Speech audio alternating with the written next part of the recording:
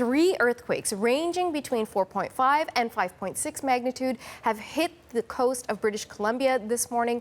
They follow a larger quake that shook the tip of the northern Vancouver Island on Wednesday. And Stephanie Skandaris is following all of this for us. You join us now in studio. So Steph, what more can you tell us about all of the earthquakes, the tremors? What does all this indicate? Well, Earthquakes Canada says these 3 tremors struck within 11 minutes of each other, just around 6 a.m. Pacific time this morning. Now let's bring up the map to show you exactly where this happened. All of it was in the area south of Haida Gwaii, north of Vancouver Island. The first was near the community of Port Hardy. The second and the largest was a few minutes later northwest of the community of Bella Bella, and the third was off Haida Gwaii. Now, a seismologist from the U.S. Geological Survey described these as aftershocks to that larger 6.2 magnitude quake that happened off the northern tip of Vancouver Island that happened overnight on Wednesday. That one was more than 200 kilometers west of Bella Bella. Now, people could feel these tremors, but there have been no injuries reported. Officials say there was no tsunami threat, and they also say there was no connection to the earthquake in California. But Natasha, this is a reminder that BC is prone to this as well. Absolutely. You know what, Steph, I'm going to ask you to stick around because we'll come back to you in just a moment with more tips on how to manage if an earthquake does hit. But let's now talk about a seismologist who is saying that there's a chance that another significant quake could hit within the next week in Southern California. Now, yesterday's 6.4 quake was the most powerful there in 2 decades. It destroyed literally everything that we had. Flat screens, my dressers are knocked over, all my neighbors, I was talking to them, all of their stuff is gone. Like, it's really devastating. Numerous aftershocks have rattled the region. One this morning hit a magnitude of 5.4. Yesterday's tremor could be felt over a vast area from Orange County to Las Vegas. It had the epicenter near the city of Ridgecrest. That's about 2 hours drive north of Los Angeles. CNN reporter Camila Bernal is in Ridgecrest, and I asked her about those concerns that an even bigger quake could happen. So there's always the scare, or the worry of that big one, and experts are saying that there is a 9% chance of a quake being greater than that 6.4, than the one we saw yesterday, being an aftershock greater.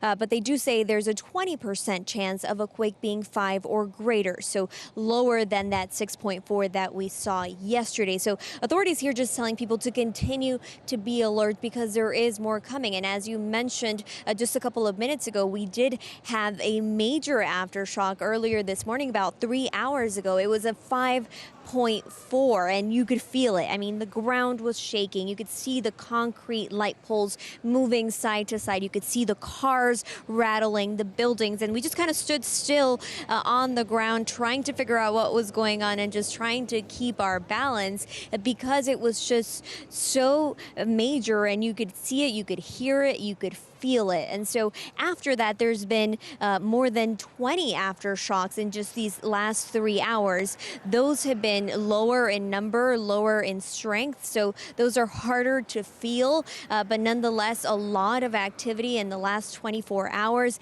We know that it's now almost 200 aftershocks after yesterday's 6.4, so that is why everybody here continues to be on alert. That is why people are still nervous and they're still uneasy when it comes to what's happening here. That's incredible. You mentioned the 200 aftershocks since the initial big one that was felt yesterday. So let's talk about, while those aftershocks come, some stronger than others, the cleanup is still going on. What do we know in terms of people being injured? How's the progress on that front?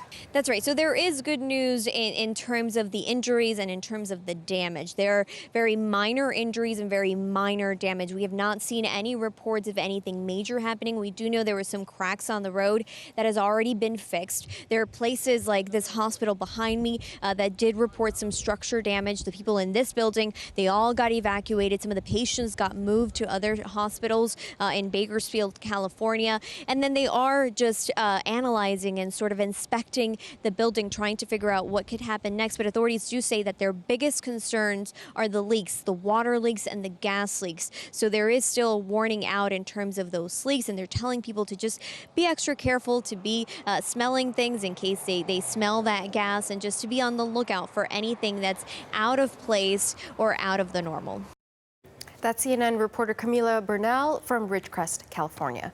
So obviously the danger is real. Steph, thanks for sticking around. Let's talk about some advice for people if they find themselves in a situation like this. What are you supposed to do? Yeah, because we heard that reporter in California talk about the threat of the big one there. Well, we know that's a very real threat in British Columbia as well, something that's been looming for years. So as you said, let's talk about some tips just to keep people safe in case they find themselves caught up in this. Our first point here, plan ahead of time. So here are some things you can do. Choose a safe place to wait out an earthquake. Maybe this is under a heavy desk or a table in a room that's pretty clear. Be wary of the kitchen. Experts say the kitchen is often the most dangerous place because there's likely to be, appliances and sharp objects flying around. With that in mind, as you see there, secure furniture and heavy objects. That includes mirrors, dresses, beds, bookcases. Speaking of bookcases, put breakable and heavy objects down low. Also, make an emergency kit. That's basically anything you would need to survive for at least 72 hours. That can include food, water, first aid supplies, flashlights, medication, contact lists. Make sure your family members know where that kit is. Make sure they know your entire emergency plan. Now, while an earthquake is happening, stay indoors if you can, away from windows, or if you're in your car, stop and park somewhere clear.